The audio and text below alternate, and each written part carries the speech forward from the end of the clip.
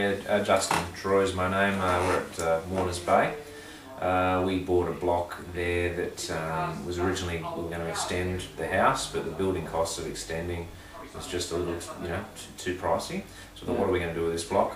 Came up with the idea for the granny flat. So contacted Peter, and yeah, no looking back, he's done a great job. The way the project developed, was it really simple and easy to go through that approval process with council and working out whether your block was compatible? Yeah, it was all fine. Peter looked after the lot, so we didn't really have to do much homework at all. He provided all the information. Went through as a complying development, so there's no actual DA approval for it, which was a really good thing.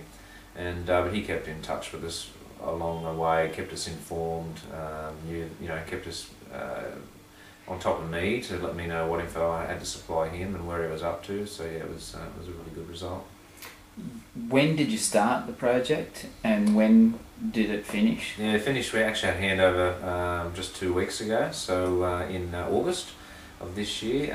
It started, gosh, I think probably about April from memory, April and May. Yeah, and it all went to the required timelines. He gave us an estimated date of handover, and it stuck to that, so we didn't run over at all. So yeah, it's good. Yeah, and in terms of your return on investment, like, has that been a good option for you? Like, yeah, for sure. With the rental appraisals we got from real estate agents against the cost, I think it works out off the top of my head around a 15% return. So it adds value to the property. So if I rented the property out as it is, it's probably about a 5% yield. With 15% on that, I think the average now works out about 7 or 8% yield. So yeah, it's a good result. Are you going to look at doing it again? Yeah, for sure, definitely. So yeah, definitely keep it in mind. We're happy with the build quality, the builder, as I say, how he kept us up to date.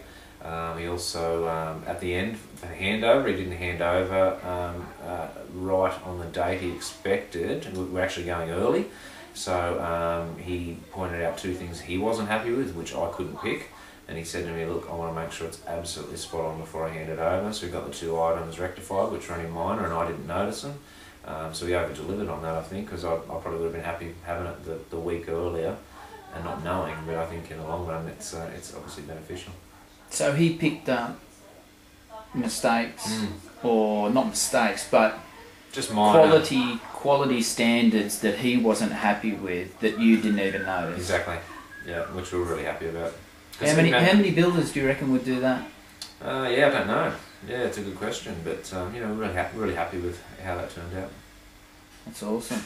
So if someone was looking for a builder or a granny flat, what would you say to them about PJ Cook Building? Yeah, look, there was no surprises. He was very honest, right from the word go when you're looking at contracts and colour selections and all that sort of stuff. It's very open as far as what's included, what's not, what they're liable for, what they're not liable for. So right from the start, it was really good. He kept me updated all the way through. And to me, the build quality is great. A couple of people have come around since who wanted to have a look at it. And again, I sort of gave them the same feedback. So yeah, I'd recommend him for sure. Thanks, Justin. Cool, no worries.